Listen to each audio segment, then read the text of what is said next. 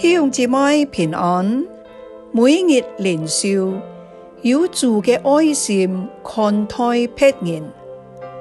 今日嘅經文係以弗所書4章2節，凡事謙虛、溫柔、忍耐，用愛心互相寬容。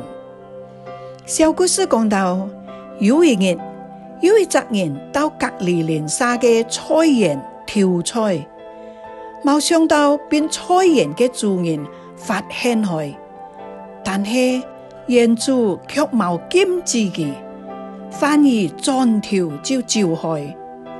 嗰隻人以為佢愛去報官，好急嘅追上去，但係看到園主落去自家嘅屋卡門，還將門關上。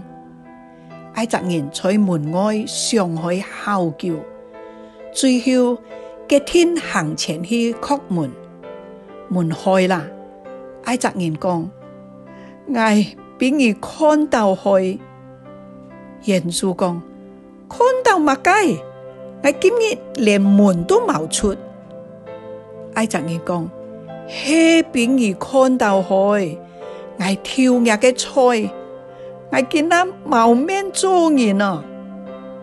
園主就講：你講乜雞呢？我就係鄰舍，而且係上帝道做乜雞我嘅菜生到眼好，係咩？我嘅菜唔單止好看，也好食。唔信你嘗嘗下。講開之後，就行到田江邊，撿開兩棵菜，攝邊嗰隻人。從此以後，嗰隻人竟然成為村裏面有最後品德嘅人。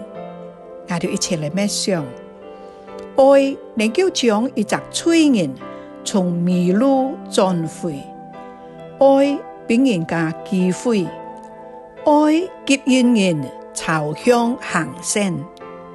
當我哋留別人一切生活嘅時候，如果處處為別人嘅利益來着想，愛就陪伴緊我哋。我哋一齊嚟禱告，親愛嘅天父上帝，求主嘅愛充滿我哋嘅心，讓我哋一同學習愛人，留便愛，放下自私自利、貪心、留驕傲嘅心，好叫我哋分享主嘅愛，在愛嘅裏面看到對方嘅需要，看到希望，並且願意俾對方機會，使我哋成為多人嘅祝福。禱告係奉主耶穌基督嘅名，阿們。